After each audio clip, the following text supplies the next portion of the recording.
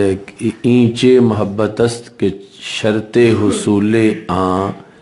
بیزاری از جانشینان پیغمبر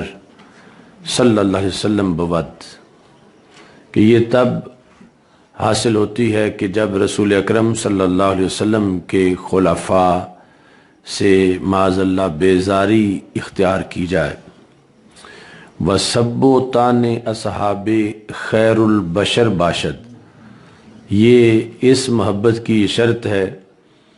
کہ یہ محبت تب حاصل ہوتی ہے کہ معاذ اللہ رسول پاک صلی اللہ علیہ وسلم کے اصحاب رضی اللہ تعالیٰ عنہم کو سب و طعن کا نشانہ بنایا جائے۔ یعنی خلاصہ یہ ہوا کہ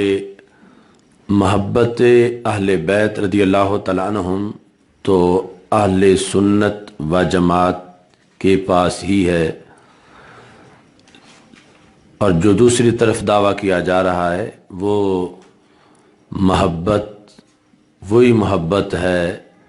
جو کہ شریعت کی حدود کو پھلانگ کے کی جائے،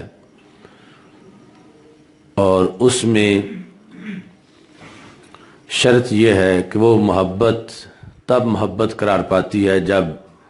ساتھ بڑے بڑے کفریات بھی کیے جائیں معاذ اللہ۔ اب پھر مجدد صاحب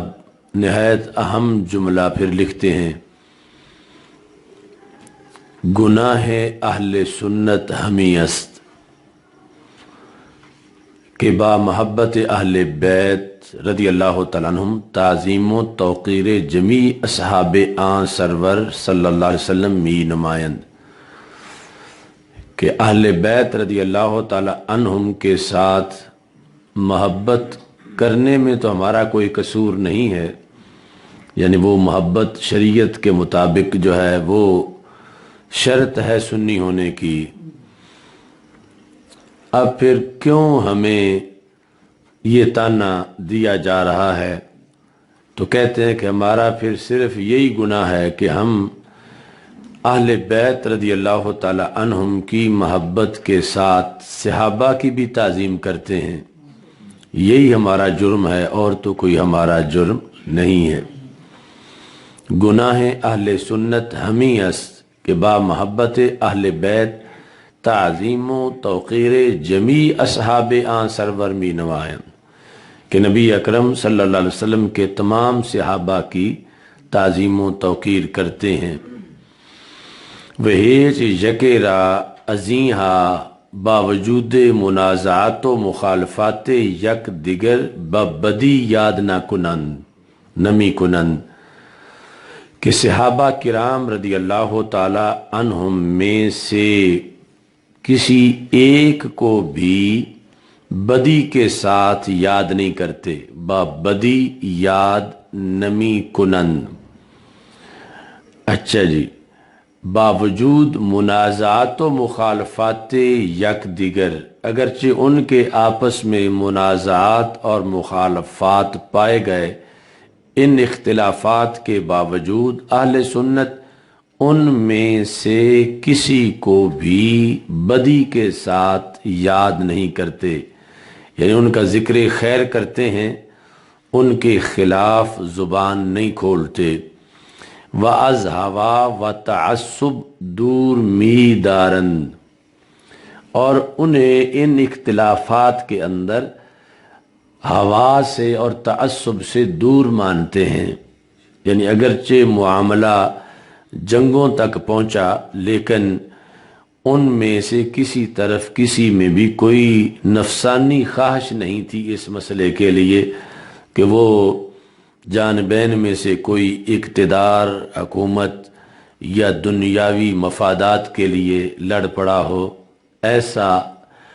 نہیں مانتے اہل سنت ان کو، بلکہ حرص و ہوا سے پاک مانتے ہیں۔ از ہوا و حوث از ہوا و تعصب دور می دارن از جہت تعظیم صحبت پیغمبر صلی اللہ علیہ وسلم، اور یہ دور ماننا یہ اصل میں تعظیم رسول صلی اللہ علیہ وسلم ہے، کہ ان کے پاس بیٹھنے والے حالت ایمان میں پھر بھی ان کے دلوں کے اندر دنیا کی محبت رہ جائے یا دنیا کے لیے لڑ پڑے، تو ایسا نہیں ہو سکتا۔ تو رسول پاک صلی اللہ علیہ وسلم کی تعظیم کی جہت صحبت، جہت تعظیم صحبت پیغمبر، یعنی آج ایک پیر، ایک استاذ، اس کے لحاظ سے یہ سمجھا جاتا ہے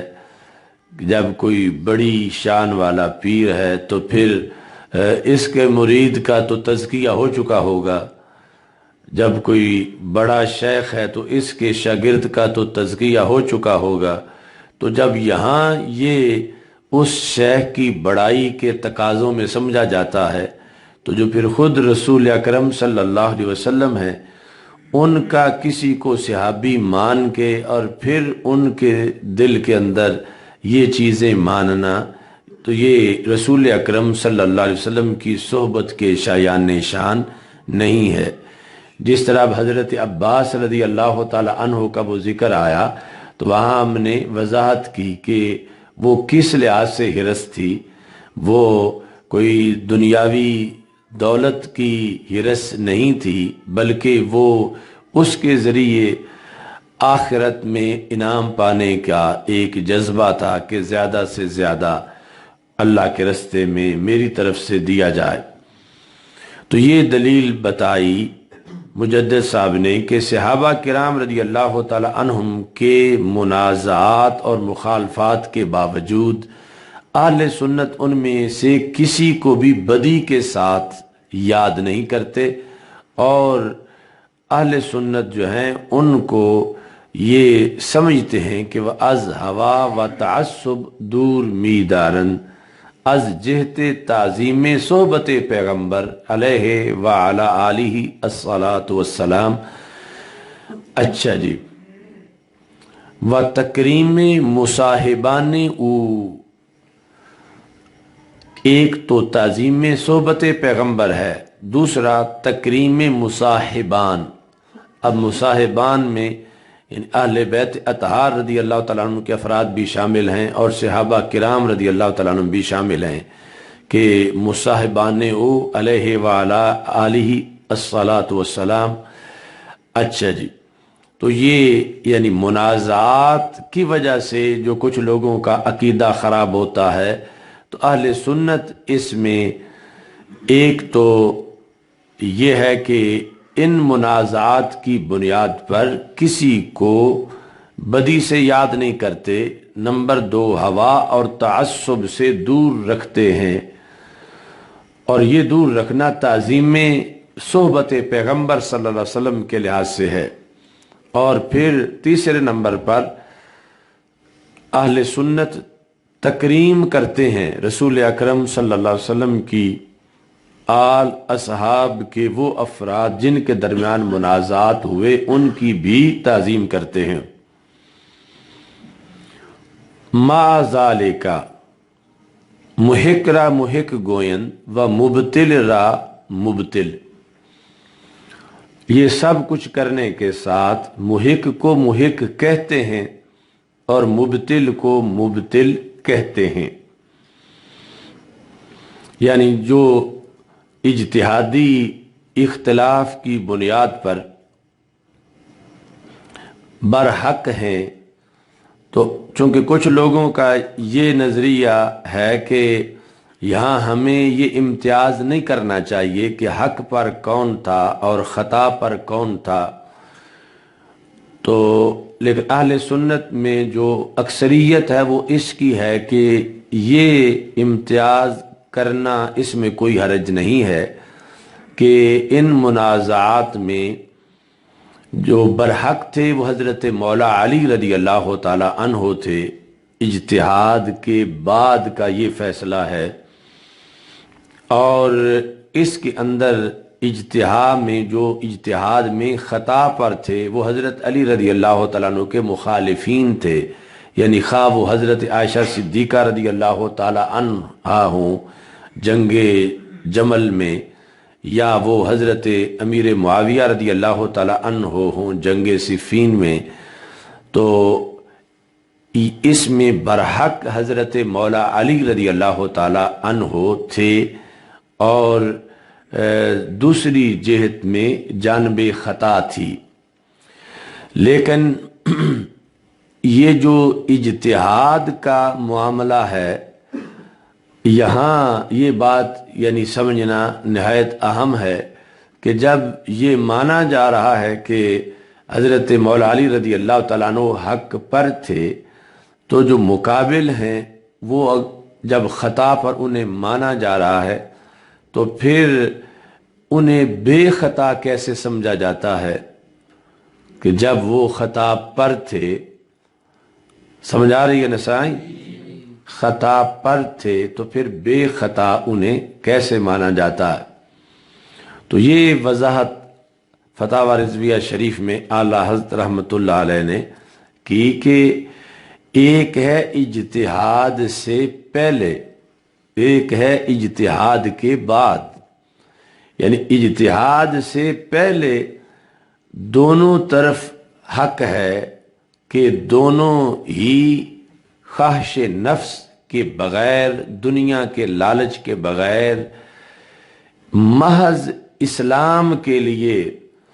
انہوں نے اپنے اپنے دلائل کی روشنی میں فیصلہ کیا۔ یعنی اجتہاد سے پہلے کسی جانب بھی حب دنیا نہیں تھی،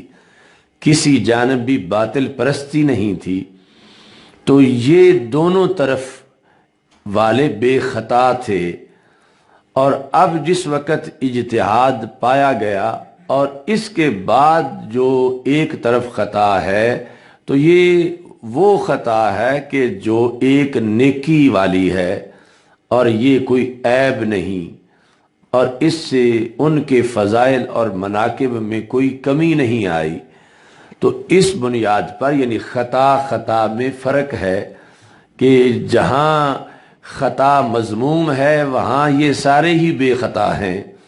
اور جہاں خطا پر بھی ایک نیکی ملتی ہے وہاں جا کر پھر خطا کا قول کیا جا رہا ہے۔ جنگوں کے لیے جو اپنا اپنا موقف انہوں نے قرآن و سنت کی روشنی میں اس موقف پر ڈٹے ہوئے تھے، تو اس میں کوئی بھی خطا پر نہیں تھا۔ آگے اس میں عند اللہ جو درستگی ہے اس کے لحاظ سے جو اس اجتہاد کا نتیجہ تھا، تو ظاہر ہے کہ ایک جانب برحق ہے، دوسری برحق نہیں ہے، تو وہ برحق جانب جو ہے وہ حضرت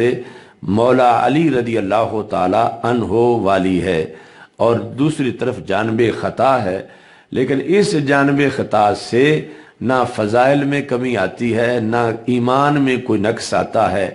اور ثواب بھی ملتا ہے، عذاب ہونا تو درکنار۔ یعنی جس طرح یہ مجتہدین ائمہ اربعہ کا اختلاف ہے، تو اب اس میں حق تو ایک طرف ہے، تو اب دوسری طرف والے کافر نہیں ہو گئے، اور نہ ہی ان کے کمالات میں کوئی کمی آئی ہے، اور نہ ہی انہیں اس پر کوئی گناہ ہوا ہے،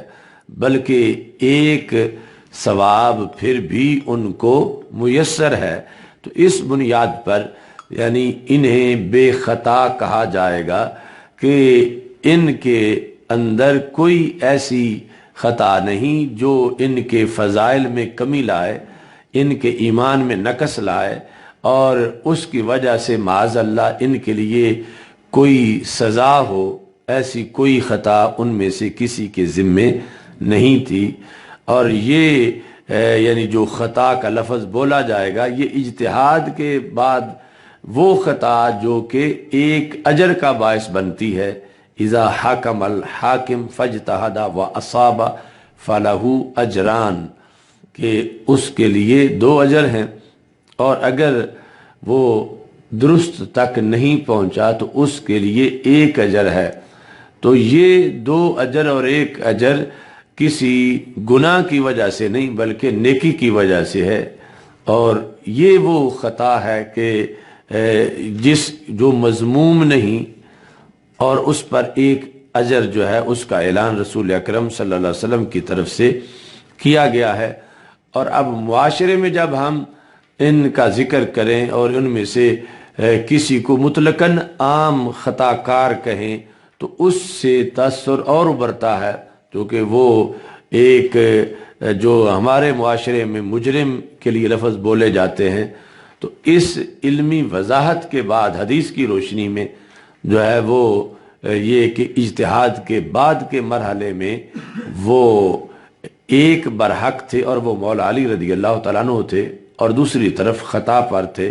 और इस ख़ता की फिर वजाहत करनी ज़रूरी है कि चूँकि उर्फ़ में ख़ता बमाना जुर्म ही समझा जाता है, और उर्फ़ में हमारे उर्फ़ में ख़ता कोई ऐसी नहीं है कि जिस ख़ता पर भी सवाब मिलता हो, और उधर शरीयत और हदीस में उसका ज़िक्र है और हकीकत में वही है। तो इस बुनियाद पर जो है वो ये वजाहत लाजिम है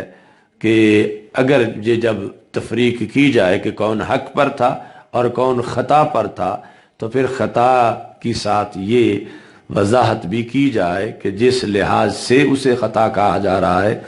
वो हदीस शरीफ के हुक्म के मुताबिक ना वो उनके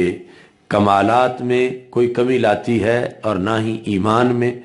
और ना ही उस पर कोई सज़ा है, बल्कि वो बाइसे सवाब है। चाबी कितने उस्मान की तेज थक गया, बड़े बेवकूफ। उस वास्ते पिछला टाइम थोड़ा ही सबक दे टाइम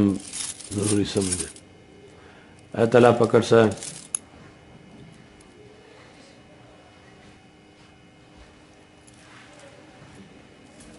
तो फतावा रिजवे 29वीं जल्द ते जड़ी पई लाया ऐ थल्ले वाले कमरे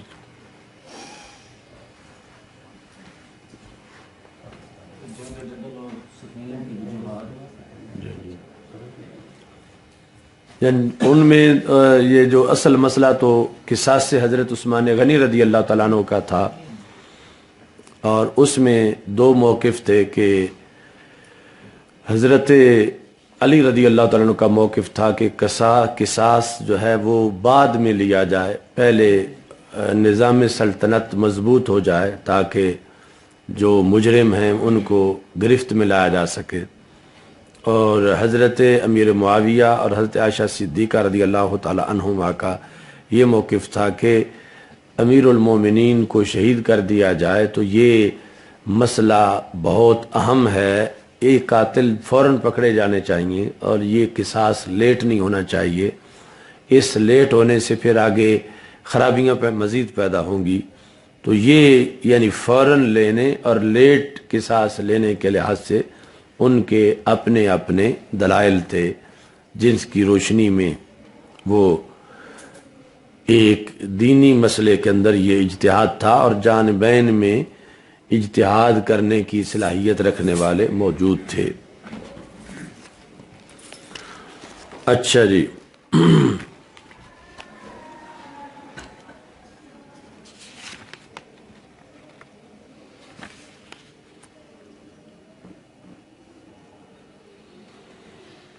आला हज़रत रहमतुल्लाह अलैह के ये अल्फाज बड़े जामे हैं।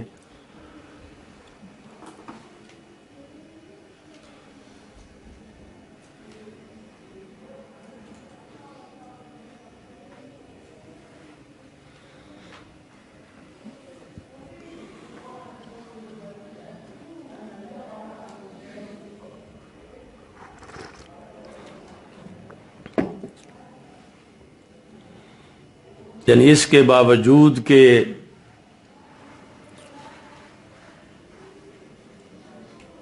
ये हम बयान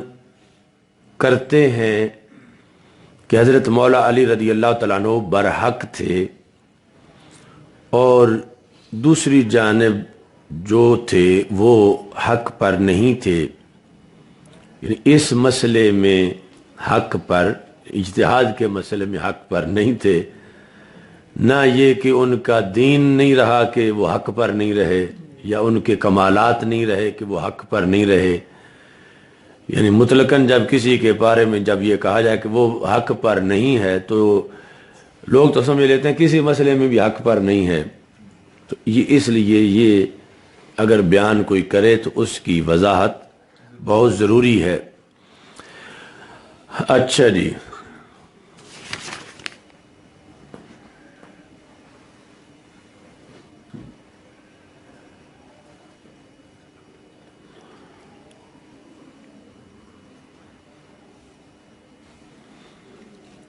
تو آپ لکھتے ہیں کہ تابعین سے لے کر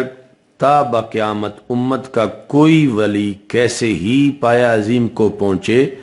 صاحب سلسلہ ہو یا بانی ہو، یعنی کسی سلسلے کا، خواہ غیر ان کا، یعنی کوئی ولی صاحب سلسلہ، جس طرح نقشبندی سلسلہ کا ایک عظیم ولی ایک بانی ہے، چشتی سلسلہ کے بانی ہیں، یعنی اس طرح وہ صاحب سلسلہ ہو یا ان کے علاوہ، ہرگز ان میں سے، کن میں سے؟ صحابہ میں سے ادنا سے ادنا کے رتبہ کو نہیں پہنچتا، ادنا سے ادنا کے رتبہ کو، اور ان میں ادنا کوئی نہیں، یعنی ادنا ویسے سمجھانے کے لیے کہ جو ان کے اندر کم درجے والا ہے، لیکن جو کہ عرف میں پھر بھی ادنا لفظ ادنا ہی ہے، تو اس واسطے یہ بھی ضروری سمجھا کہ پھر کہا اور ان میں ادنا کوئی نہیں، سارے شان والے ہیں۔ تو اب یہ عقیدہ اہل سنت کا اتفاقی ہے کہ قیامت تک کا کوئی ولی ان میں سے کسی کے ہم پلہ نہیں ہو سکتا۔ جو حضرت مجدد صاحب نے وضاحت کی وہ تو مزید اس سے آگے ہے، جو آپ نے حضرت اویس کرنی کے لحاظ سے کہا کہ وہ سید التابعین ہیں، اور یعنی ساری امت کے اولیاء کے سردار ہیں، صحابہ کے بعد کے جو اولیاء ہیں، لیکن وہ بھی اپنی پوری زندگی کی ولایت کی ترقیوں کے باوجود آخری گھڑی بھی اس منصب تک نہیں پہنچ پائے تھے جہاں حضرت واشی پہلے سیکنڈ میں پہنچ گئے تھے کہ جب انہوں نے اسلام قبول کیا تھا، حالانکہ قاتل حضرت امیر حمزہ تھے، مگر صحابیت اس شرف کا نام ہے کہ جب صحابی بنے تو اس پہلی گھڑی میں ان کا اتنا اونچا مرتبہ تھا، ایک گھنٹے کے بعد کتنا ہوگا، ایک سال کے بعد کتنا ہوگا، اور ادھر حضرت اویس کرنی اپنی زندگی کی آخری گھڑی میں بھی وہ مقام نہیں پا سکے تھے۔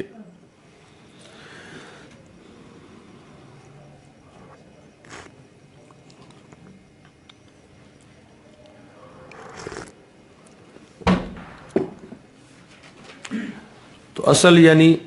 صحابہ رضی اللہ تعالی عنہم کی صحابیت کی پہچان معاشرے میں کرانا ضروری ہے کہ صحابیت ہے کیا چیز۔ یعنی آج ہمارے معاشرے میں کچھ پیر اور مولوی، یعنی ان کے نزدیک داتا صاحب رحمۃ اللہ علیہ کے خلاف کوئی مندہ بولے تو وہ تقریباً کفر کے قریب ہوگا، لیکن وہی لوگ حضرت امیر معاویہ کے خلاف بولیں تو اس کو ہلکا سا سمجھ لیتے ہیں، جبکہ داتا صاحب سے پہلے کے 1000 مرتبہ ولی بھی حضرت امیر معاویہ کی کسی جہت میں بھی ان کی ہم پلہ نہیں ہو سکتے۔ تو یہ یعنی المیہ ہے کہ حضرت غوث پاک یا حضرت داتا صاحب رحمت اللہ علیہما، یعنی ان کی گستاخی سے رب سب کو بچائے، مگر ان کی اگر معاشرے میں کوئی گستاخی کرے معاذ اللہ تو یہی لوگ اس پر بڑے بڑے فتوے لگائیں گے اور اس کو جہنمی قرار دیں گے۔ لیکن دوسری طرف یعنی حضرت غوث پاک اور حضرت داتا صاحب جنہیں اپنا امام مرشد رہنما تسلیم کرتے ہیں اور اس مسلک پر ہیں کہ ہزاروں لاکھوں بعد کے ولی کسی ایک صحابی کے ہم پلہ نہیں ہو سکتے، تو اس کے باوجود صحابی ماننے کے باوجود حضرت امیر معاویہ رضی اللہ تعالیٰ عنہ کو پھر یعنی زبان درازی ان کے خلاف یا اشارتاً کنایتاً یا کسی طرح توہین، یہ یعنی کس طرح ایک انسان جو عقل مند ہے، صاحب ایمان ہے، وہ یہ دھندا کر سکتا ہے۔ اچھا جی، اور ان میں ادنا کوئی نہیں۔ تو یہ جب بھی اگر گفتگو کرتے وقت سمجھاتے ہوئے تم یہ کہہ دو بیٹھو کہ ادنا سے ادنا صحابی، تو ساتھ یہ جملہ بھی ضرور بولو کہ ان میں ادنا کوئی نہیں۔ رسول اللہ صلی اللہ علیہ وسلم کے ارشاد صادق کے مطابق اوروں کا کوہ احد کے برابر سونا ان کے نیم سا تقریباً 2 کلو جو کے برابر نہیں۔ جو قرب خدا انہیں حاصل دوسرے کو میسر نہیں، اور جو درجات عالیہ یہ پائیں گے غیر کو ہاتھ نہ آئیں گے۔ ان سب کو بالاجمال پرلے درجے کا بر و تقی جانتے ہیں۔ برن وہ صفت مشبہ رب ان کے وزن پر، کہ اہل سنت کے عوام اور خواص سارے ہی ان صحابہ کو پرلے درجے کا بر، نیکوکار، تقی، پرہیزگار، متقی جانتے ہیں، اور تفاصیل احوال پر نظر حرام مانتے ہیں۔ تفصیل احوال پر یعنی صحابہ کرام رضی اللہ تعالی عنہم کے حالات میں تنقید کے نقطہ نظر سے غور و خوض کرنا کہ کس میں کیا کمزوری مل سکتی ہے یا کس پر کیا اعتراض ہو سکتا ہے، یعنی وہ جو جھوٹ اور سچ پر مکس تاریخ ہے اور رطب و یابس جس میں موجود ہے، مطلقاً یہ ذہنیت رکھنا کہ ہمیں کوئی صحابہ کا ویک پوائنٹ ملے، یہ نظریہ ہی حرام ہے۔ جب ان کے بارے میں رضی اللہ عنہم ورضوا عنہ آیت قرآن کی آ چکی، تو اب کوئی ان کی تفتیش شروع کر دے تو یہ نظریہ ہی حرام ہے۔ تو اس واسطے کہا کہ تفاصیل احوال میں ایک اجمالی، ان سب کو بالاجمال پرلے درجے کا بر اور متقی مانا جائے، اور تفاصیل احوال پر نظر حرام مانتے ہیں، یعنی اہل سنت یہ آگے جو تفصیلات ہیں ان کے لحاظ سے نظر کرنا حرام مانتے ہیں، چونکہ پاس ہم تھے نہیں اور درمیان میں 14 صدیاں ہیں، اور آگے ان کے خلاف بولیں تو ایمان لٹ جاتا ہے، تو پھر تفاصیل احوال میں اس نقطہ نظر سے پڑھنے کی ضرورت ہی نہیں کہ انسان کوئی تفتیش کرے، ان کی کوئی غلطی ڈھونڈے، تو یہ جائز نہیں ہے۔ نظر تفاصیل احوال پر نظر حرام مانتے ہیں، یہ کون؟ اہل سنت۔ تو جس پر یہ تفضیلی ٹولہ دن رات یعنی اسی محنت میں لگا ہوا ہے، تو یہ حرام کام ہے اہل سنت کے عقیدہ کے مطابق۔ اچھا جی، جو فعل کسی کا اگر ایسا منقول بھی ہوا جو نظر قاصر میں ان کی شان سے قدرے گرا ہوا ٹھہرا، یعنی یہ ویسے تو یہ جملہ اس طرح عام کوئی بندہ بول سکتا تھا نا کہ اگر ان کی کوئی غلطی نظر آئے، اگر ان کا کوئی گناہ نظر آئے تو پھر آگے یہ حکم ہے، تو اس کو اعلی حضرت نے اتنے محتاط اور ستھرے انداز میں بیان کیا کہ اگر کسی کا اگر یعنی صحابہ رضی اللہ تعالیٰ عنہ میں سے کسی کا اگر ایسا جو فعل کسی کا اگر ایسا منقول بھی ہوا کسی کتاب میں، کیسا؟ جو نظر قاصر میں، نظر یعنی یہ جو دیکھنے والا ہے اس کی نگاہ کا قصور ہے، وہاں تو کوئی قصور نہیں ہے۔ اگر کوئی فعل ایسا منقول بھی ہوا جو نظر قاصر میں، آگے یہ نہیں کہتے کہ نظر قاصر میں گناہ بن رہا ہے، नजर कासिर में उनकी शान से कदरे गिरा हुआ ठहरे। सहाबा की शान से कदरे बहुत ज्यादा गिरा हुआ ना तो दूर की बात है, कदरे गिरा हुआ ठहरे। तो फिर सुन्नी क्या करते हैं, उसे महमले हसन पर उतारते हैं, उसे महमले ये नहीं कि उसकी आगे कवाली शुरू कर देते हैं, उसे महमले हसन पे उतारते हैं।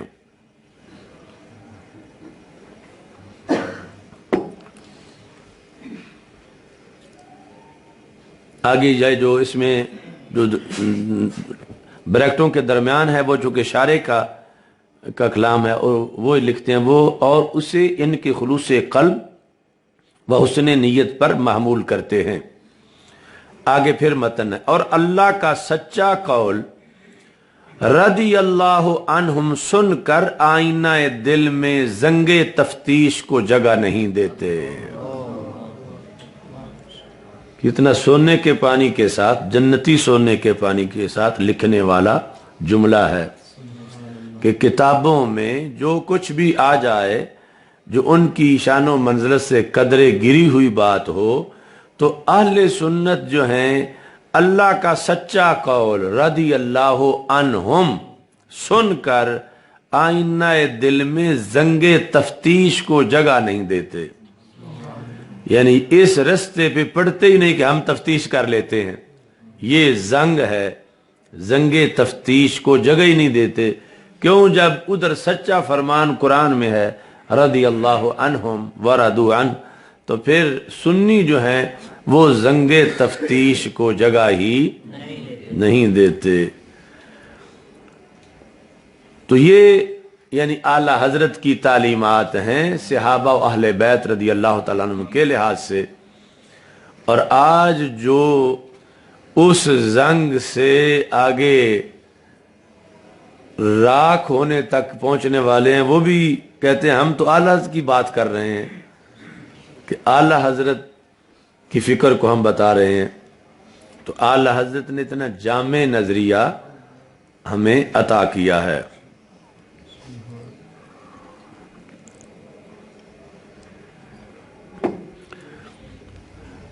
अच्छा जी, अगला जुमला, रसूलुल्लाह सल्लल्लाहु अलैहि वसल्लम हुक्म फरमा चुके हैं इज़ा ज़ुकिरा अस्हाबी फअमसिकू, जब मेरे सहाबा का नाम आ जाए तो आगे जुबान रोक लो। जुबान, अब रोकने का भी लोगों ने गलत मतलब निकाला कि उनकी कोई फजीलत बयान ना करो।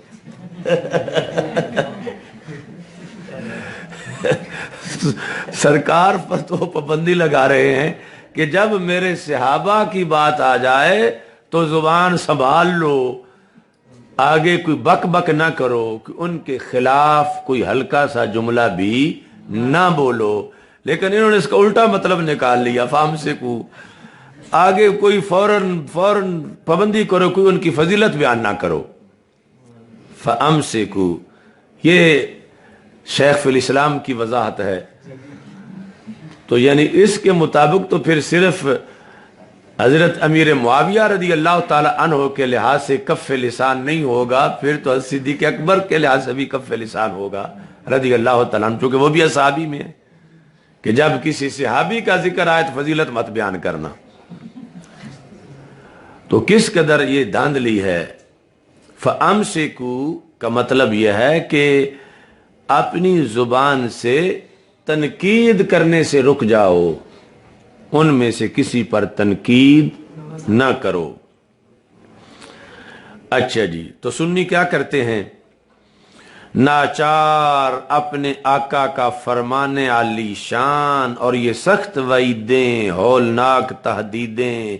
सुनकर जुबान बंद कर ली और दिल को सब की तरफ से साफ कर लिया, जान लिया कि उनके रुतबे हमारी अकल से वरा हैं। फिर हम उनके मामलात में क्या दखल दें, उनमें जो मुशाजरात वाक़े हुए यानी इख्तिलाफात, हम उनका फैसला करने वाले कौन हैं, یہ وہ فیصلہ کہ جس میں خطا یا باطل یا گناہ اس میں آ کر کے کسی کے مناقب اور فضائل یا ایمان کی کمی کا قول کریں، ہم کون ہوتے ہیں؟ چونکہ وہ جو خطا ایک اجر والی ہے وہ تو فیصلہ سرکار کا ہے اور اس کی روشنی میں، لیکن یہ جو خطا واقعے کے اندر جرم ہے اور ہمارے معاشرے میں جو گناہ ہے، اس میں ہم ان میں سے کسی کو کھینچ کے معاذ اللہ ایسے زمرے میں لائیں اپنی ریڈی میڈ تحقیق کی روشنی میں، تو اعلیٰ کہتے ہیں ہم کون ہوتے ہیں؟ گدائے خاک نشینی تو حافظہ مخروش، رموز مملکت خیش خسرواں دانن۔ تو خاک نشین گدا گر ہے اے حافظ، جو شاعر ہے، شور مت کر، اپنی سلطنت کے بھید بادشاہ جانتے ہیں۔ اچھا جی، حاشا کے ایک کی طرفداری میں دوسرے کو برا کہنے لگیں، یعنی اس سے بچو اہل سنت، یا ان نزاعوں میں ایک فریق کو دنیا طلب ٹھہرائیں۔ یہ ہے کہ ان میں سے کوئی خطا پر نہیں تھا اور آگے جا کے پھر خطا بھی ہے، اور خطا پر نہیں تھے، یہ وہ خطا جو بمعنی جرم ہے، غلطی، جس سے ایمان پہ اثر آتا ہے، فضائل پہ اثر آتا ہے۔ تو ان نزاعوں میں ایک فریق کو دنیا طلب ٹھہرائیں، بلکہ بالیقین جانتے ہیں کہ وہ سب مصالح دین کے خواستگار تھے، یعنی خواہ جمل ہو، جنگ جمل ہو، جنگ صفین ہو، وہ سب مصالح دین کے خواستگار تھے۔ اب یہاں اگر کوئی دنیا داری کرتا تو پھر وہ باطل تھا۔ اب جو بے خطا کا نعرہ ہے تو یہ اس کی دلیل ہے کہ اگر ان میں سے کوئی حب دنیا کے پیش نظر اختلاف پر اتر آتا تو وہ خطا، جرم، غلطی ہوتی، لیکن یہ سب مصالح دین کے خواستگار تھے، یعنی اپنے اپنے موقف میں اہل سنت کے لیے یہ ماننا ضروری ہے کہ اس اختلاف کی بیس ہوس، ہوا، بری خواہش، طلب دنیا، طلب حکومت، ان میں سے کوئی چیز بھی نہیں تھی۔ اچھا جی، وہ مصالح دین کے خواستگار تھے جس کے اجتہاد میں جو بات دین الہی و شرع رسالت پناہی جل جلالہ و صلی اللہ علیہ وسلم کے لیے اصلح و انسب معلوم ہوئی، اختیار کر لی۔ یعنی دین متین کی تعلیمات میں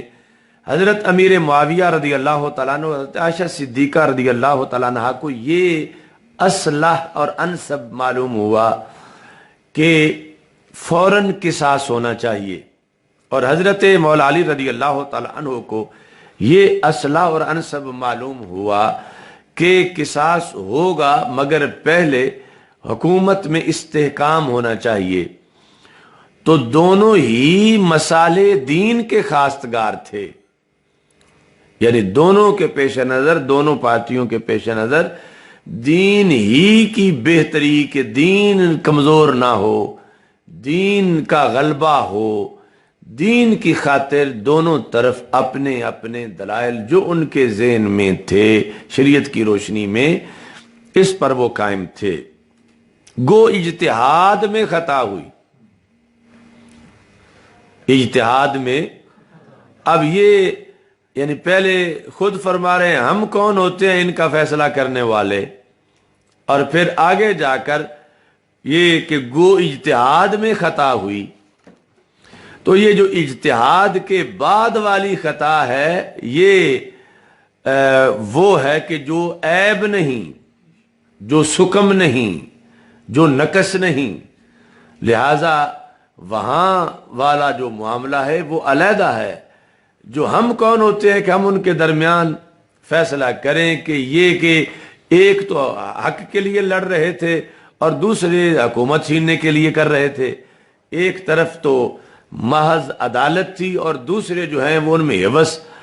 ہرس اور ہوس اور خواہش دنیا تھی۔ ہم کون ہوتے ہیں ان کے درمیان یہ فیصلہ کرنے والے؟ رسول اکرم صلی اللہ علیہ وسلم کی صحبت کی بنیاد پر، رضی اللہ عنہم کی بنیاد پر، اذا ذکر اصحابی فامسکوا کی بنیاد پر ہم اپنے دلوں کو زنگ تفتیش نہیں لائیں گے، بلکہ اطمینان کے ساتھ کہ ان کے رب نے ان کا جو اعلان کر دیا ہے اس کے مطابق جو ہے وہ مشاجرات اور منازعات میں اہل سنت اپنا عقیدہ رکھتے ہیں۔ اچھا جی، اب یہ جملہ دیکھو، اجتہاد میں خطا ہوئی اور ٹھیک بات ذہن میں نہ آئی، جدھر یعنی حضرت عائشہ صدیقہ اور حضرت امیر معاویہ رضی اللہ تعالی عنہم اجتہاد میں خطا ہوئی اور ٹھیک بات ذہن میں نہ آئی، لیکن وہ سب حق پر ہیں، لیکن وہ سب حق پر ہیں، سب حق پر ہیں۔ تو ویسے تو حق کے مقابلے میں باطل ہوتا ہے، تو ایک حق پر ہوگا اور دوسرا باطل پہ ہوگا، اور یہ سب حق پر ہیں۔ تو یہ وہ ایریا کہ اجتہاد کرنے سے پہلے کس چیز نے اختلاف پر ان کو ابھارا؟ اس وقت اگر کوئی دنیا پرستی ہوتی تو پھر ایک حق پر ہوتا، دوسرا باطل پر ہوتا۔ وہ باطل پر ہونا جو خطا کا وہ مطلب ہے جو کہ نقص ہے، تو وہاں چونکہ کوئی کمی نہیں تھی، سب کے دل رسول پاک صلی اللہ علیہ وسلم کی صحبت نے ان آلودگیوں سے پاک کر دیے تھے، تو لہٰذا اس بنیاد پر سب حق پر تھے۔ پھر اجتہاد کے مرحلے میں ان کی رجسٹریشن ہوئی۔ اگر پہلے ہی کوئی باطل ہوتا تو اجتہاد تو ہوتا ہی حق پرستوں کے درمیان ہے، تو سب حق پر تھے، اور پھر اجتہاد میں جو اب خطا یا حق کی مقابل جانب ہے اس کو تعبیر خطا سے تو کیا جائے گا، مگر یہ کہا جائے گا کہ ہیں سب حق پر، یعنی دین ایمان کے لحاظ سے ان میں کوئی بھی باطل پارٹی نہیں ہے۔ ہاں ایک طرف دو ثواب ہیں اور دوسری طرف ایک ثواب ہے۔ اعلی حضرت کے لفظوں کو سمجھنا بھی ایک کام ہے۔ سب حق پر ہیں، سب حق، اور ادھر جو ہے یہی بتا رہے ہیں کہ اجتہاد میں خطا ہوئی، تو پھر سب حق پر کیسے ہیں؟ سب حق پر تو تب ہوں جب دونوں طرف ہی ثواب ہو۔ ثواب، ویسے ثواب تو ہے دونوں طرف، لیکن ایک طرف ایک نیکی، دوسری طرف دو نیکیاں، مگر ثواب ایک طرف ہے، مقابلے میں خطا ہے، تو پھر سب حق پر کیسے ہیں؟ سب حق پر کیسے ہیں؟ تو یہاں میں نے اپنا حاشیہ لکھا ہوا پچھلی عبارت کا حوالہ دے کر کہ یہاں سے پڑھو پیچھے سے کہ جو آپ نے لکھا کہ سب مصالح دین کے خواستگار تھے، سب مصالح تو یہ وہ ایریا ہے کہ سب حق پر تھے، اور پھر یہ جو حق ہے یہ بعد میں بھی برقرار تھا، کیونکہ یہاں اگر ایک باطل پہ چلے جاتے تو پھر وہ مسئلہ گڑبڑ ہو جاتا، نہ آگے اجتہاد کارگر ثابت ہوتا، تو وہاں کسی کے دل میں کھوٹ نہیں تھی، سب حق پر تھے۔ آگے اجتہاد آیا تو اب اجتہاد کے بعد جو لفظ خطا بولا جا رہا ہے، یہ خطا وہ ہے جو حق کے ساتھ اکٹھی ہو جاتی ہے، یہ وہ خطا ہے کہ جو حق کے ساتھ بھی جمع ہو جاتی ہے، حق کے ساتھ بھی جمع ہو جاتی ہے۔ تو اب وہ حق والے جو اس مرحلہ اجتہاد میں جانبین حق پر تھے داخل ہوئے، تو آگے اب جو ہے وہ ایک پھر حق پر ہیں اور ایک خطا پر ہیں، تو یہ حق اور خطا جو ہے یہ کفر اسلام نہیں، یہ ایمان کی کمی یا نقص کا معاملہ نہیں، بلکہ یہ ایک ثواب یا دو ثواب والی بات ہے، اور ثواب کی کمی سے کوئی جو ہے وہ باطل نہیں ہو جاتا۔ تو اس بنیاد پر یعنی یہ جملہ بھی سچا ہے کہ سب حق پر تھے، کیونکہ یہاں خطا وہ ہوئی ہے کہ جس کی وجہ سے بندہ حق چھوڑ نہیں بیٹھتا، پھر بھی حق پر ہی ہوتا ہے۔ سمجھ آئیے نا سائیں؟ یہ وضاحت صرف یہاں ہی ملتی ہے، یعنی اعلی حضرت کے اس مقام پر۔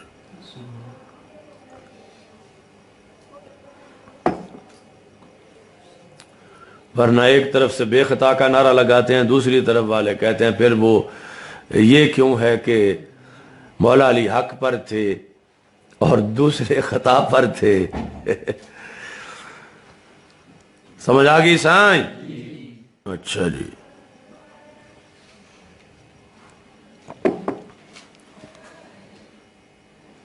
ان کا حال بعین ہی ایسا ہے جیسے فروع مذہب میں ابو حنیفہ شافعی کے اختلافات رحمت اللہ علیہما کے اختلافات ہیں، نہ ہرگز ان منازعات کے سبب ایک دوسرے کو گمراہ فاسق جاننا، نہ ان کا دشمن ہو جانا، یعنی اس اختلاف کے باوجود جو یہ صحابہ میں ہوا، تو حضرت مولا علی رضی اللہ تعالی عنہ کا یہ فرمان سنن کبریٰ میں ہے، اخواننا بغوا علینا، ہمارے بھائی ہیں جو ہمارے خلاف اٹھ کھڑے ہوئے، تو پھر بھی یعنی جنازہ دونوں طرف کے شہیدوں کا مولا علی ہی پڑھا رہے تھے، دونوں طرف کا جنازہ مولا علی رضی اللہ تعالیٰ عنہ شہید ہونے والوں کا پڑھا رہے تھے۔ اچھا جی، اب جو ہے وہ آگے بہت اہم بات ہے، پھر وہ آگے آپ چونکہ اردو تو خود بھی پڑھ ہی لیتے ہیں تو وہ اس جگہ سے آگے مزید پڑھ لینا۔ تو یہاں جو وضاحت کی ضرورت تھی مکتوبات شریف میں محق اور مبطل کے لفظ کے لحاظ سے، تو وہ اس واسطے فتاوی رضویہ شریف پیش کیا کہ محق مبطل کا مطلب کیا ہے۔ اچھا جی،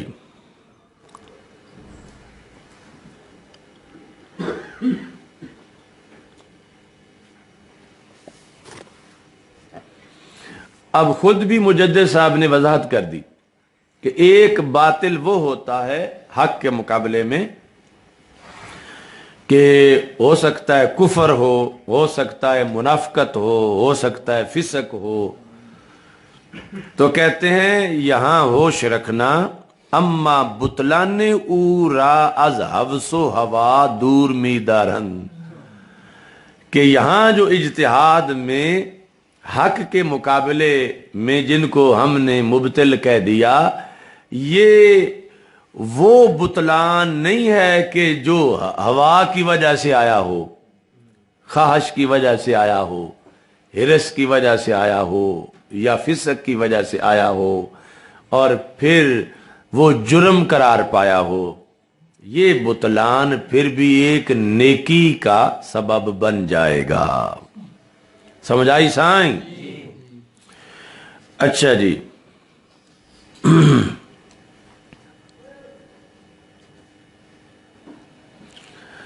و برائے اجتہاد حوالہ می نمائند، اور یہاں معاملہ اجتہاد کے سپرد کر دیتے ہیں اہل سنت۔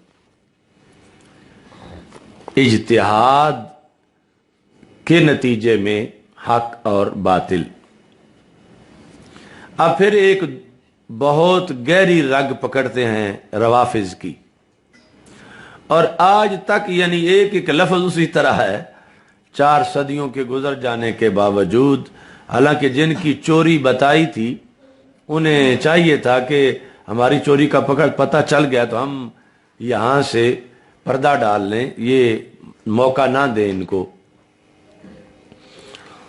کہتے ہیں روافظ از اہل سنت وقت خشنود گردن، یعنی اگر سنی اس دوڑ میں لگ جائیں کہ ہم ایسی اپنی تبدیلی لے آئیں اپنے اندر کہ روافظ بھی ہمیں محب مانیں، کہ روافظ بھی ہمیں سرٹیفکیٹ دے دیں کہ واقعی بڑے محب اہل بیت ہیں،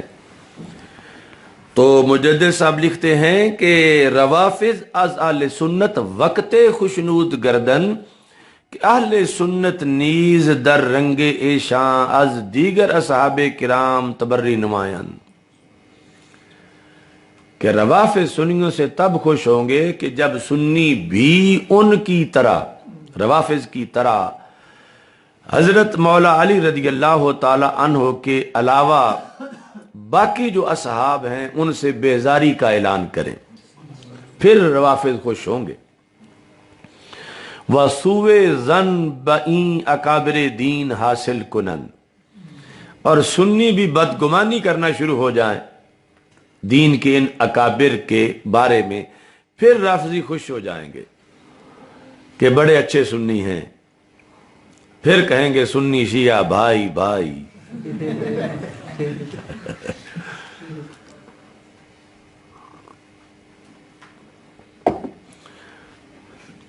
اور اگر مجدد صاحب اور اعلی حضرت اور پیچھے سارے اکابرین جہاں آگے سرحد پہ کھڑے ہیں اس کے مطابق سنی رہیں تو پھر کبھی بھی وہ خوش نہیں ہوں گے روافظ اہل سنت پہ۔ تو یہ ورقہ ہی پھاڑ دو ان کو خوش کرنے والا، کہ ان کو خوش کرنا اللہ کو ناراض کرنا ہے، اللہ کے رسول علیہ السلام کو ناراض کرنا ہے۔ تو اگر کوئی یہ سودا کرنا چاہتا ہے تو کرے، تو اہل سنت یہ نہیں کرنا چاہتے کہ ان کالوں کو خوش کرنے کے لیے اللہ اور اللہ کے رسول صلی اللہ علیہ وسلم کو معاذ اللہ ناراض کر بیٹھیں۔ اچھا جی،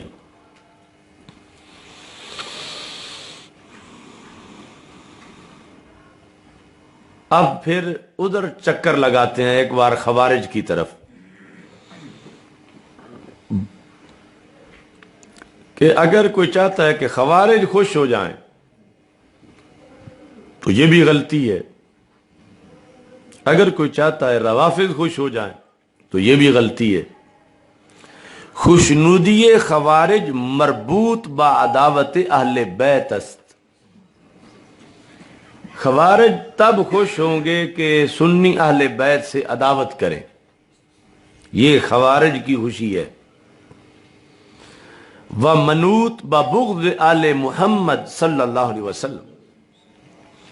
خوارج تب خوش ہوں گے کہ سنیوں کے دل میں بغض آل نبی صلی اللہ علیہ وسلم معاذ اللہ آئے، تب خوارج سنیوں پہ خوش ہوں گے۔ रब्बना ला तुज़िग़ क़ुलूबना बअद इज़ हदैतना वहब लना मिन लदुनका रहमा इन्नका अंतल वहाब। ये दुआ भी मुजद्दिद साहब ने साथ मांगी कि हमारे बारे में जो दोनों तरफ वाले साजिशें कर रहे हैं, तो हमें ए रब हमारे दिल जो हैं जो तूने हिदायत दी तो ये हिदायत पर सीधे रख और इन्हें टेढ़ा ना कर।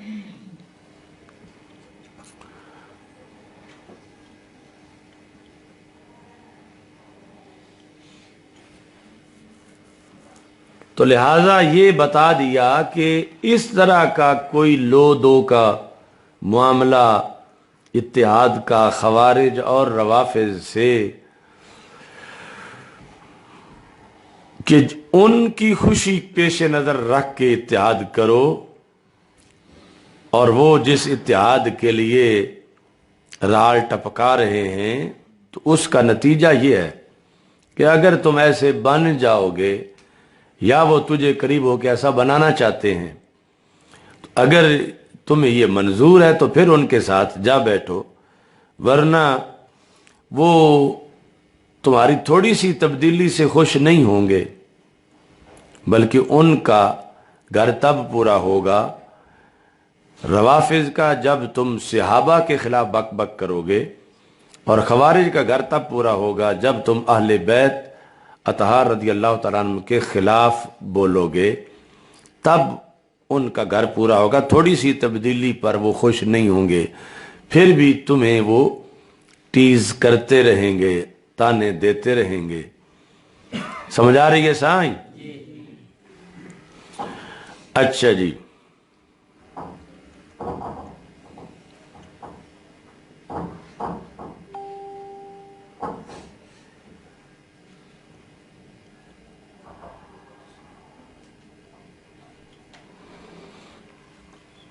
अब इसमें ये वजाहत भी आपने फरमा दी, दर वक्त मुनाज़ात व मुहारबात बयक दीगर से गुरोह बूदंद, यानी जब सहाबा किराम रदी अल्लाह तआला अन्हुम में ये इख्तिलाफात हो गए तो उस वक्त 3 गिरोह थे। कितने गिरोह थे? 3। जमे बदलीलो इज्तिहाद हकीयत जानिब अमीर रा मालूम नमूदा बूदन, यानी कुछ सहाबा रदी अल्लाह तआला अन्हुम वो थे जो इज्तिहाद और दलील की रोशनी में जानिब अमीर हजरत मौला अली रदी अल्लाह तआला अन्हु वाली जानिब को बरहक समझ रहे थे। वजमे दीगर नीज बदलीलो इज्तिहाद हकीयत जानिबे दीगर रा याफ्ता, यानी कुछ जो हैं वो सहाबा रज़ी अल्लाह तआला अन्हुम दलीलो इज्तिहाद की रोशनी में उनके नज़दीक हज़रत अमीर मुआविया रज़ी अल्लाह तआला अन्हु का मौक़िफ़ दुरुस्त था और हज़रत आयशा सिद्दीक़ा रज़ी अल्लाह तआला अन्हा का मौक़िफ़ दुरुस्त था, और ये दोनों तबकात में किबार सहाबा अंसार मुहाजिरीन सारे मौजूद थे, यानी कोई किसी तरफ है कोई किसी तरफ है। तीसरा, व ताइफा दीगर मुतवक्किफ बूदन, यानी वो इसमें मुतवक्किफ थे, वहेच जानब रा बरी बदलील तरजीह ना दादा, और उन्होंने किसी जानिब को भी दलील की रोशनी में तरजीह ना दी, यानी फैसला इत्मीनान ज़ेन का ऐसा ना हो सका कि किसी की हिमायत का ऐलान कर दें। पस बर ताइफ़ा ऊला नुसरत जानिबे अमीर वाजिब आमद, कि जिनके नज़दीक दलीलो इज्तिहाद की रोशनी में हज़रत मौला अली रज़ी अल्लाह तआला अन्हु का मौक़िफ़ दुरुस्त था, तो फिर उन पे वाजिब था कि उनकी हिमायत करें। अच्छा जी, पस बरताफ़ा ऊला नुसरत जानिब अमीर वाजिब आमद के मुवाफ़क़े इज्तिहाद एशास, उनके इज्तिहाद का वो नतीजा है। वबर ताइफ़ा दोवम नुसरत जानिब मुखालिफ अमीर लाजिम के मुवद्दाए इज्तिहाद एशास, اور جو دوسری جانب حضرت امیر معاویہ اور حضرت عائشہ صدیقہ رضی اللہ تعالیٰ عنہما کا جو موقف ہے، جن کے دلائل کی روشنی میں وہ صحیح ہے، تو ان پہ لازم ہوا کہ وہ ان کے موقف کی حمایت کریں۔ وبر طائفہ سیوم توقف لازم آمد،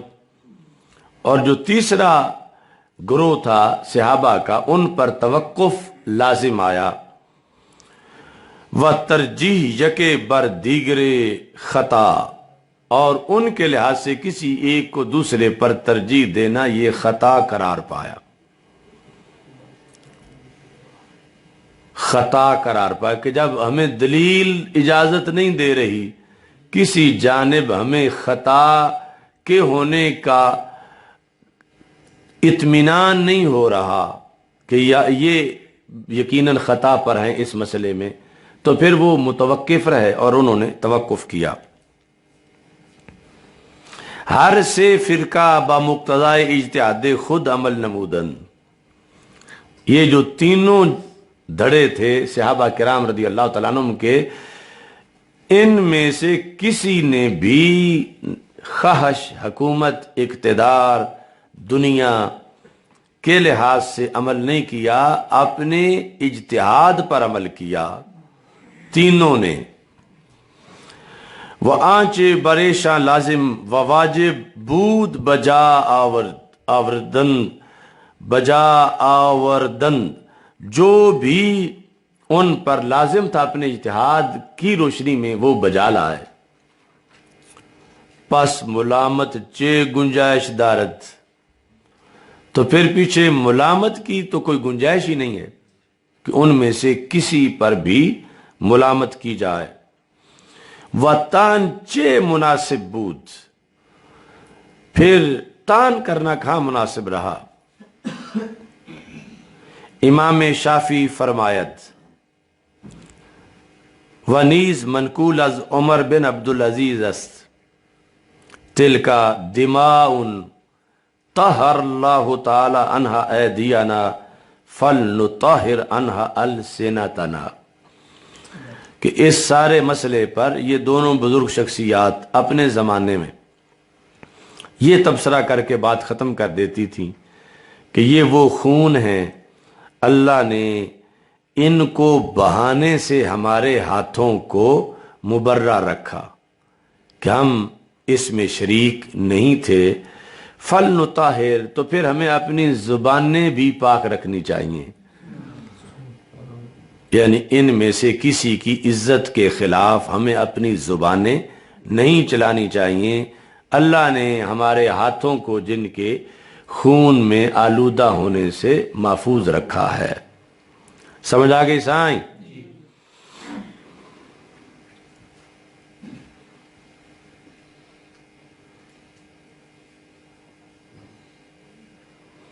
عظیم عبارت مفہوم میشوت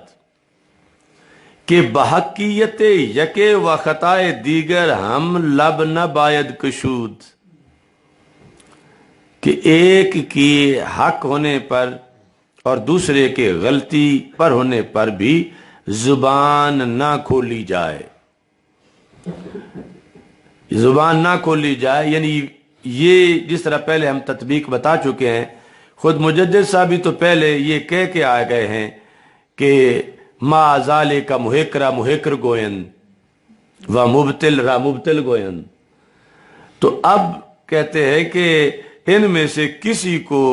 یہ نہیں کہنا چاہیے کہ یہ حق پر ہیں اور وہ خطا پر ہیں، اور وہ خطا پر ہیں اور یہ حق پر ہیں۔ تو یہ وہ حق اور خطا، یعنی جو حق فسق کے مقابلے میں ہو، جو حق کفر کے مقابلے میں ہو، جو حق عیب کے مقابلے میں ہو، اس لحاظ سے ایک طرف حق کہہ کے دوسروں کو مورد الزام بنانا اور ان کے فضائل کا انکار کرنا اور ان کے اندر عیب جوئی کرنا، اس پر کہہ رہے ہیں کہ ہمیں اپنی زبانیں جو ہیں وہ بچا کے رکھنی چاہیے، کہ ہم کون ہوتے ہیں کہ اللہ نے جب ہمارے ہاتھ محفوظ رکھے تو ہم اپنی زبانیں بھی ان پر تان سے محفوظ رکھیں۔ تو اب وہ خطا جو باعث ثواب ہے وہ تان نہیں ہے، اور وہ خطا کہ جو عیب ہے اور اس کی وجہ سے ایمان پہ اثر پڑتا ہے یا فضائل پہ اثر پڑتا ہے، اس کی کسی کی طرف نسبت نہ کی جائے۔ اچھا جی،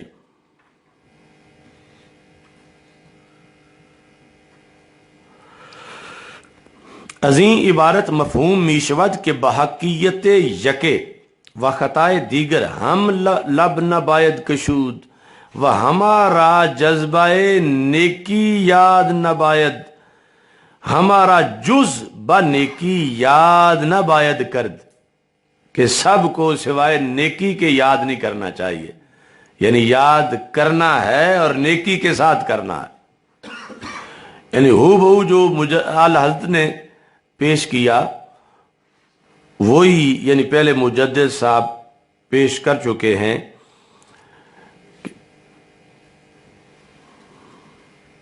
ہمارا یعنی جانبین کو، مشاجرات کی شکل میں جانبین کو، اور پھر ویسے جو تینوں گروپ ہیں صحابہ کے، ہمارا جز با نیکی، سوائے نیکی کے،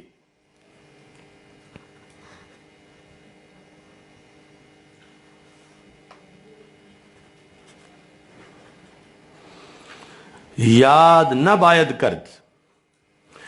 وہم چنی در حدیث نبوی آمدہ است علیہ وعلی آلہ الصلاۃ والسلام، کیا آیا ہے حدیث میں اذا ذکر اصحابی فامسکو، یعنی چون اصحاب من مذکور گردند و از منازات ایشاں یاد کردہ شود،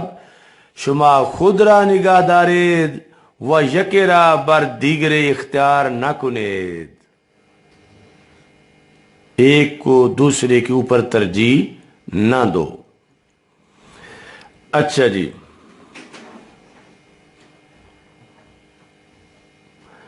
اب چونکہ یہ ایک علمی معاملہ تھا، مگر اس کے باوجود جمہور جو ہیں، جمہور اہل سنت، جس طرح جمہور کا مذہب انہوں نے خود پہلے محق اور مبدل کی شکل میں بیان کیا، کہتے ہیں لیکن جمہور اہل سنت بدلیلے کے بر ایشاں ظاہر شدہ باشد، برانند کے حقیت در جانب امیر بودا و مخالف اورا خطارہ پیمودا، کہ حقیقت حضرت مولا علی رضی اللہ تعالیٰ عنہ کی جانب میں ہے اور حضرت امیر معاویہ رضی اللہ تعالیٰ عنہ خطا پر ہیں، لیکن این خطا چون خطا اجتہادی است، از ملامت و تان دور است، کہ اگر یہ کہنا ہے تو پھر ساتھ یہ بھی کہنا ہے کہ یہ خطا اجتہادی ہے اور اس پر ملامت نہیں ہو سکتی، اس پر تانا نہیں دیا جا سکتا، اس پر تانا نہیں دیا جا سکتا۔ یہاں صحیح وہ ایک ساتھی اس ستون کی آڑ میں روزانہ بیٹھتے تھے، آج نظر نہیں آ رہے،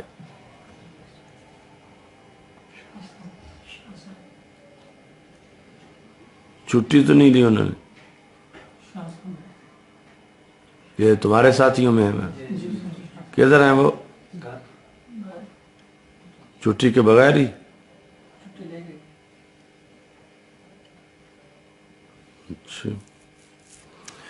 اچھا جی،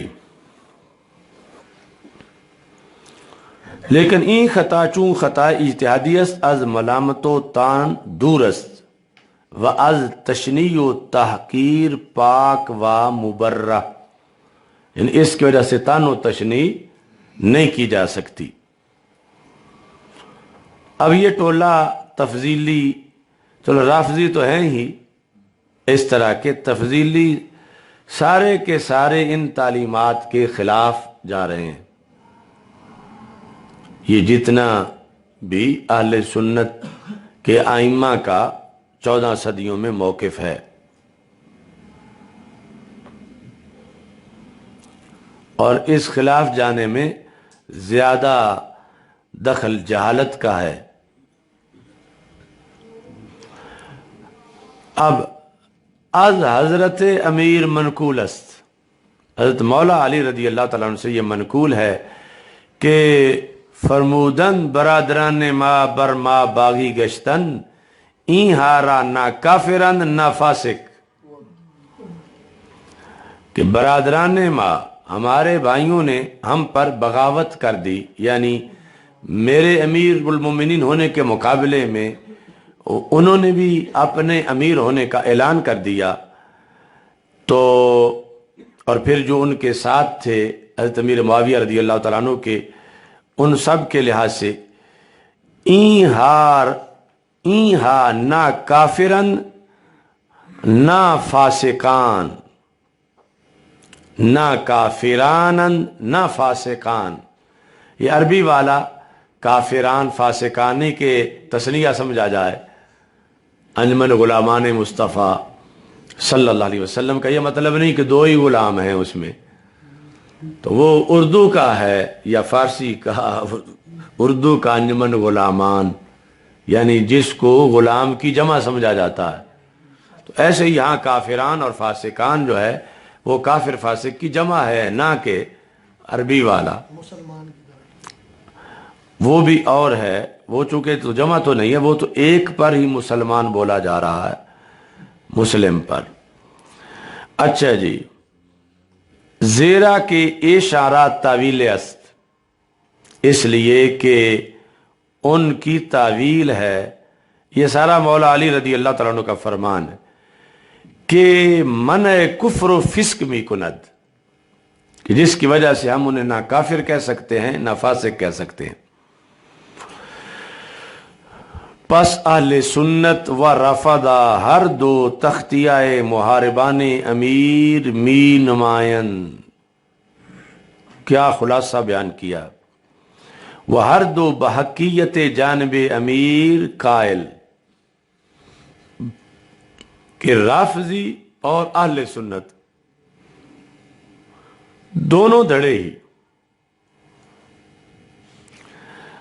مولا علی رضی اللہ تعالیٰ عنہ کے خلاف جنگ کرنے والے یہ جو صحابہ تھے ان کو خطا کار قرار دیتے ہیں۔ کون کون؟ رافضی اور اہل سنت دونوں ہی۔ وبحقیت جانب امیر قائل، اور دونوں ہی مولا علی رضی اللہ تعالیٰ عنہ کو برحق مانتے ہیں۔ تو پھر جھگڑا پیچھے کس چیز کا ہے؟ دونوں ہی مولا علی رضی اللہ تعالیٰ عنہ کو برحق مانتے ہیں اور دونوں ہی ان کے مخالفین کو خطا پہ مانتے ہیں، تو جھگڑا پیچھے کیا ہے؟ مجدد صاحب کہتے ہیں یہ جھگڑا ہے جو آج جھگڑا ہے، یعنی آج یہ تفضیلی والے حق خطا کا وہ مطلب لے رہے ہیں جو روافض نے لیا تھا، جو روافض نے لیا تھا اہل سنت سے اختلاف کرتے ہوئے۔ اچھا جی، تو کہتے ہیں کہ لیکن، یعنی یہ وجہ ہے کہ پھر تو پھر اختلاف ہی ختم ہو گیا، جھگڑا ہی نہیں رہا۔ کہتے ہیں لیکن اہل سنت زیادہ از اطلاق لفظ خطا کے ناشی از تعویل است، در حق کے محاربان امیر تجویز نمی کنند۔ اہل سنت اس خطا کے لفظ کے بولنے تک جاتے ہیں، از اطلاق لفظ خطا کہ ناشی از تعویل است،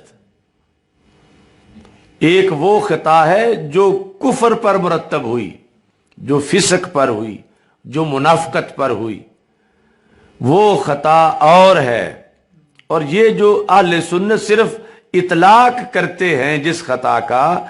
وہ خطا ناشی از تعویل قرآن و سنت است، یعنی قرآن و سنت کے دلائل کی روشنی میں تعویل کی وجہ سے کہ وہ حق مراد تک نہ پہنچ سکے اجتہاد کرتے ہوئے، تو یہ خطا اہل سنت مراد لیتے ہیں۔ اچھا جی، در حق محاربان امیر تجویز، در حق محاربان امیر، اچھا جی، زیادہ از اطلاق لفظ، اس لفظ کے بولنے سے آگے اہل سنت جائز ہی نہیں سمجھتے کوئی لفظ بولنا مخالفین مولا علی رضی اللہ تعالیٰ عنہ کے بارے میں۔ تجویز نمی کنند و زبان را از تن و تشنیع ایشان نگاہ می دارند، اور زبان کو پھر ہر وقت پیرے میں رکھتے ہیں کہ مت آگے جا اس سے اطلاق کے لفظ خطا، اور وہ بھی جو اجتہاد میں ہوئی، نہ کہ دنیا داری کی غرض تھی، لالچ تھا، اس معنی والی خطا نہیں ہے۔ اچھا جی، و محافظت حق کے صحبت خیر البشر می نمائند، اور یہاں اہل سنت کے سامنے سرکار کی ذات ہے کہ یہ صحابہ رسول پاک صلی اللہ علیہ وسلم کے ہیں، کہ جن کی شریعت میں 10 صدیاں بعد بھی کوئی ولی نگاہ ڈالتا ہے تو دل صاف کر دیتا ہے، اور اس صاف دل کو سارے سلام کر رہے ہیں، اور جس دل کو سرکار نے صاف کیا ہو اور اس کے خلاف بولنا، یہ اصل تو پھر سرکار کے خلاف بولنا ہے۔ تو اس بنیاد پر یہ کہتے ہیں کہ وہ محافظت حق صحبت خیر البشر می نمائند علیہ وعلیہم الصلاوات والتسلیمات، کہ آن سرور فرمودہ علیہ وعلی آلہ الصلاۃ والسلام اللہ اللہ فی اصحابی، میرے صحابہ کے بارے میں رب سے ڈرتے رہنا، لا تتخذوہم غرضا بعدی، انہیں میرے بعد نشانہ نہ بنا لینا۔ ترجمہ یعنی از خدا بترسید جل شانہ، از خدا بترسید جل سلطانہ در حق اصحاب من۔ اچھا جی، از برائے تاکید این کلمہ را بتکرار فرمودہ، یعنی سرکار دو عالم صلی اللہ علیہ وسلم نے تاکید کے لیے دوبارہ فرمایا اللہ اللہ فی اصحابی۔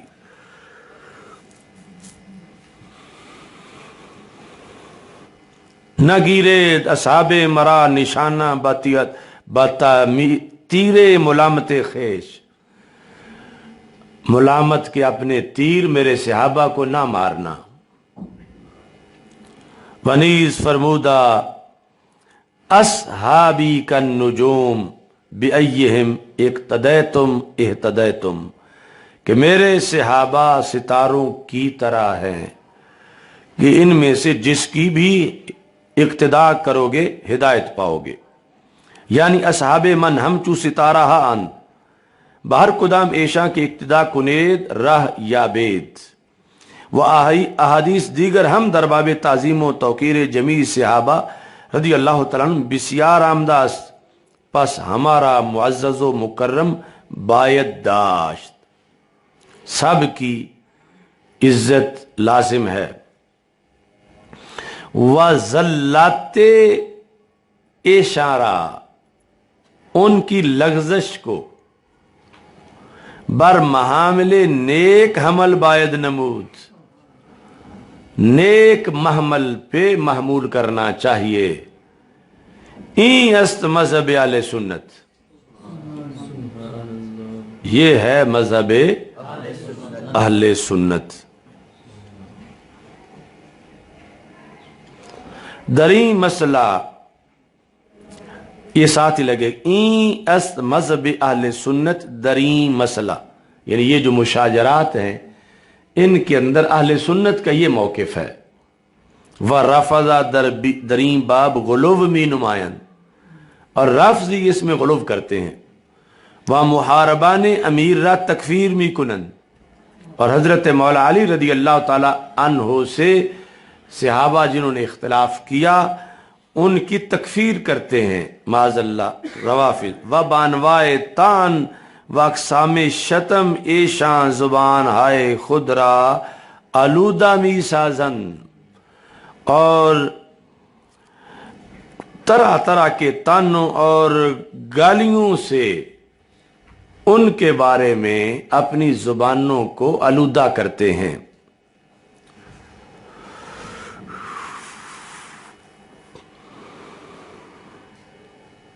کہتے ہیں اگر مقصود ظہور حقیت جانب امیر است،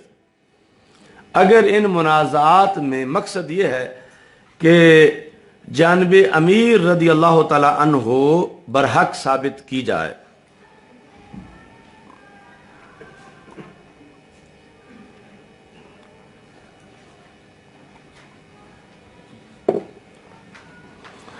اچھا جی، وَإِظْهَارِ خَطَائِ مُحَارِبَانِ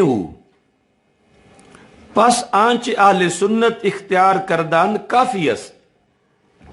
یعنی اس مقصد کے لیے تو جو اہل سنت کا موقف ہے وہ کافی ہے کہ اہل سنت کہہ رہے ہیں کہ حضرت مولا علی رضی اللہ تعالیٰ عنہ برحق تھے اور دوسری طرف خطا کا قول کر رہے ہیں، تو یہاں جتنا چاہیے وہ تو اہل سنت کے پاس بھی ہے۔ وَبَرْحَدِّ عدالت و اعتدال است، اور اس میں عدل سے کام لیا گیا ہے اور معتدل یہ مذہب ہے۔ اما سب و تان اکابرین دین نمودن از دیانت و تدین دور است، لیکن ان اکابر دین کو، یعنی اکابر دین سب سے پہلے جن پہ بولا گیا وہ یہی ہستیاں ہیں۔ اب تو اکابر بول کے اس صدی کے 10-20 سال پہلے کے یا اب جو بڑے ہیں تو مطلقاً اکابر دین صحابہ کرام رضی اللہ تعالیٰ عنہ ہیں۔ تو کہتے ہیں کہ جو ان منازعات کے لحاظ سے موقف بیان کرنا چاہیے عدل سے وہ تو اہل سنت کر رہے ہیں، لیکن سب و تان اکابر دین نمودن، اکابر دین کو گالیاں دینا، از دیانت و تدین دور است، یہ نہ دیانت ہے نہ دین ہے، نہ دیانت ہے نہ تدین ہے کہ رفضہ اختیار نمودان، یہ رافضیوں نے ٹھیکہ لیا ہوا ہے۔ اب یہ جملہ کن کے لیے بول رہے ہیں مجدد صاحب؟ یعنی رافضیوں کو سمجھانا اس جملے میں مطلب ہوتا تو پھر اگلی بات نہ کرتے۔ یہ انہیں سمجھانا چاہتے ہیں کہ جو رافضی نہیں ہیں لیکن تن و تشنیع سے باز نہیں آ رہے، کہ یہ تو ایک طرف جو چاہیے وہ سنی بھی کر رہے ہیں اور تم کوئی زیادہ محب نہیں جو پر تول رہے ہو ادھر جانے کے لیے، جو چاہیے حب علی میں رضی اللہ تعالیٰ عنہ میں وہ سنی بھی کہہ رہے ہیں، اور اگلا جو مرحلہ ہے وہ ان کالوں کا ہے۔ تو اس واسطے وہ غلو کر رہے ہیں اور تمہیں مذہب اہل سنت پیش نظر رکھنا چاہیے اور اس مسئلہ میں روافض کی پیروی نہیں کرنی چاہیے۔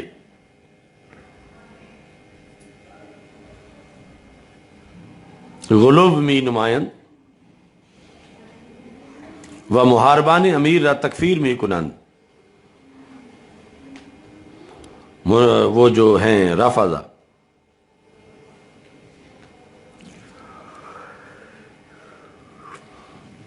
کہتے ہیں کہ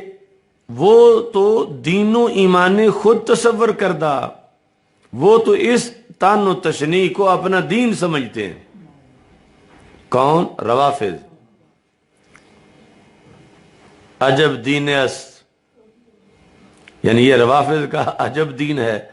کہ سب جانشینان پیغمبر علیہ وآلہ الصلوات و تسلیمات جزو اعظم است، یعنی روافض کا عجیب دین ہے کہ جس میں جزو اعظم سرکار کے صحابہ کو معاذ اللہ گالیاں دینا، یہ سب سے بڑا رکن ہے ان کے دین کا۔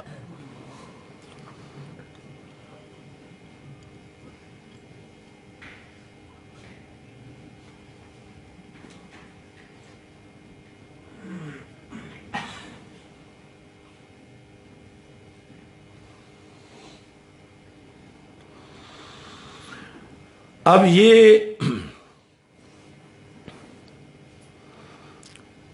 یعنی شروع میں اسلام تو اہل سنت کی شکل میں ہی تھا، پھر آگے یہ فرقے بنتے گئے، یعنی جس طرح ایک بڑے دریا سے چھوٹی چھوٹی کھالیاں جدا ہونا شروع ہو جائیں۔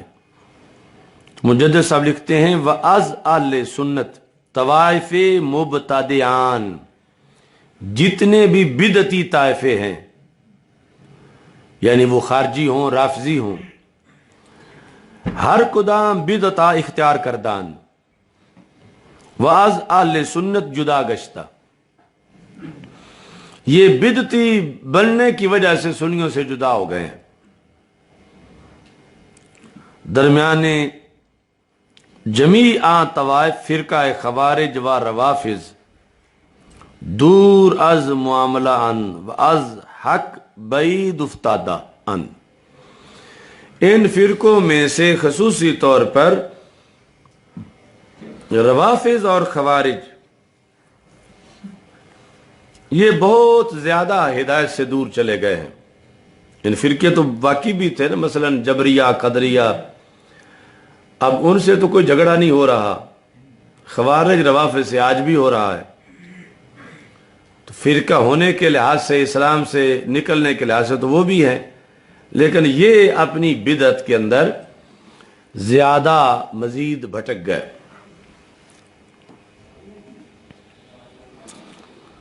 جمع کے سب و تان اکابر دین را جزو اعظم ایمان خود تصور کنند، وہ ٹولہ کہ جو صحابہ کرام رضی اللہ تعالی عنہم کو گالی دینے کو اپنے دین کا سب سے بڑا رکن تصور کرتا ہے، چے نصیب خہن از حق چے نصیب خہن داشت، انہیں پھر حق سے کیا حصہ ملے گا۔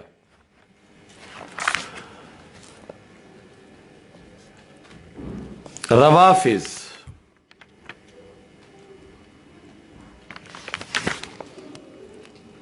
دوازدہ فرقان، یعنی بڑے فرقے روافض کے 12 ہیں، ہما تکفیر اصحاب پیغمبر علیہ وعلیہم الصلوات و تسلیمات می نمائن، 12 کے 12 فرقے ہی معاذ اللہ صحابہ کو کافر کہتے ہیں۔ وَسَبِّ خلفاء راشدین را عبادت میدانند، اور صحابہ خلفاء راشدین رضی اللہ تعالیٰ عنہم کو گالی دینا، اس کو وہ عبادت سمجھتے ہیں۔ اچھا جی،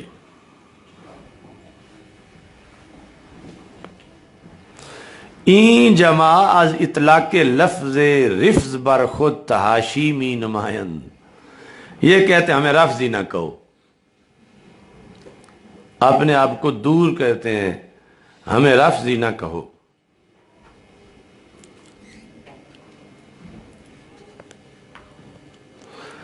وَروافض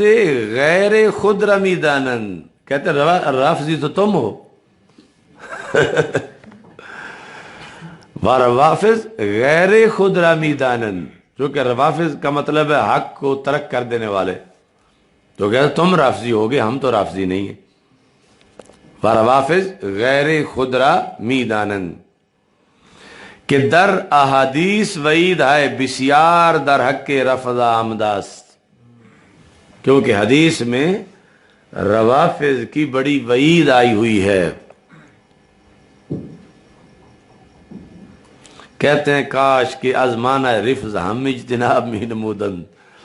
یہ جنہیں لفظ رافضی سے اتنی چڑ ہے، کاش کہ اس کے معنی سے بھی چڑ ہوتی۔ معنی دل میں بٹھایا ہوا ہے اور لفظ زبان پر بھی نہیں لانے دیتے۔ اچھا جی، وَتَبَرِّ از اصحاب پیغمبر علیہ وعلیہم الصلوات و تحیات نمی کردن،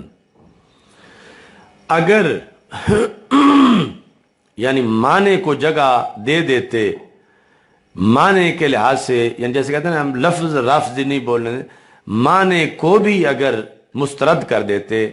رفض کے معنی کو، تو پھر صحابہ کو معاذ اللہ گالیاں نہ دیتے۔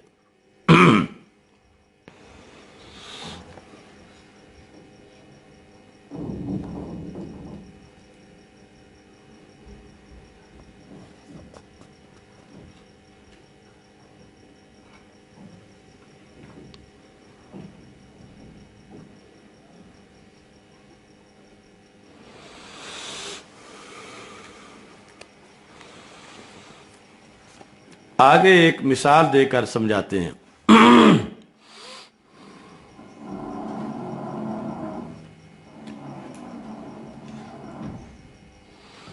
कि आप फरमाते हैं जो हिंदुस्तान के हिंदू हैं, हम उन्हें जब काफिर कहते हैं तो वो कहते हैं हमें हिंदू कहो, काफिर ना कहो। हिंदू कहो, काफिर ना कहो। तो कहा कि ये जो तुम्हारी पाकबाजी है ए रवाफिज, ये उन हिंदुओं की तरह ही है कि वो लफ्ज काफिर अपने बारे में नहीं सुनना चाहते, हिंदू अपने बारे में पसंद करते हैं। ऐसे ही तुम लफ्ज रवाफिज अपने बारे में पसंद नहीं कर रहे और शिया का लफ्ज अपने लिए तुम पसंद करते हो। मौजूदा हालात के लिहाज से भी ये अहम वजाहत है। हिंदुआने हिंदुस्तान, हिंदुआने हिंदुस्तान, नीज खुदरा हिंदू मी गोयन वाज लफ्ज कुफर तहाशी मी कुनन। कहते हैं हमें काफिर ना कहो, हिंदू कहो। अच्छा जी, व बहकीकत कुफर मुतहक्किक, हालांकि जो कुफर का माना है उससे तो नफरत नहीं करते, वो तो दिल में बिठाया हुआ है हिंदुओं ने कि कुफर का जो मत माना है उससे नफरत नहीं, लफ्ज काफिर से उनको नफरत है। तो ऐसे ही कहा कि तुम्हें भी रिफ्ज के माने से नफरत नहीं, लफ्ज राफिज से ही तुम नफरत करके बैठे हो।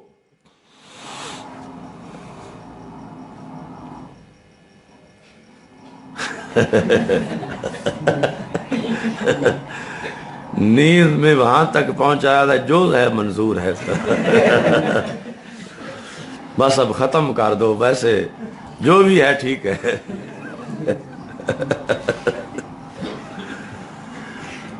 ये इसकी नींद से लबरेज आंखें उनकी तर्जमानी थी, वरना तो और है। अच्छा जी, तो हिंदू हिंदू, हिंदुआन हिंदुस्तान, नीज खुदरा हिंदू मी गोयन वाज लफ्ज कुफर ताशी मी कुनन व खुदरा कुफार नमी दानंद। और अपने आप को काफिर वो भी नहीं मानते, ये ऐसा लफ्ज है, हिंदू भी अपने आप को काफिर नहीं मानते। अच्छा जी,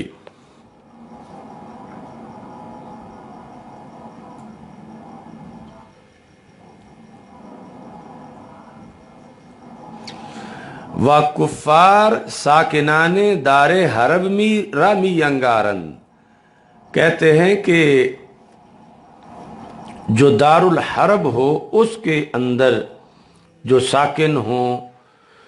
उनको कुफार कहते हैं। वह कुफार साकिने दारे हरब रामी अंगारन, यानी उनके नज़दीक जो दारुल हरब है, यानी मुसलमानों के देश में जो रहते हैं, कि उनको तुम काफिर कह लो। अच्छा जी, गलत फहमीदान हर दो सिनफ कुफारन, ये उन्होंने गलत समझा है, दोनों ही चोटी के हैं यानी इधर वाफिज और हिंदू जिनकी मिसाल दे रहे हैं। अच्छा जी,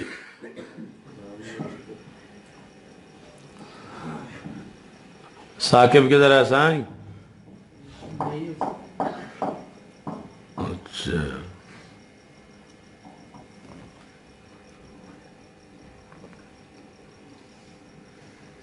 सद्दाम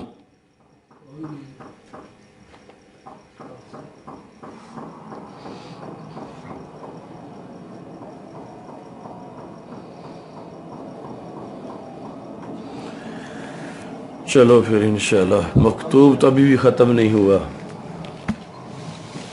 चलो साईं बंद कर दो, इस तरह बैठे हो।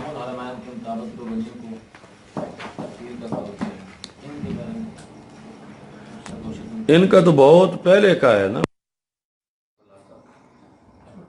ان کا تو صدیوں میں سارے ہیں۔ الحمدللہ رب العالمین۔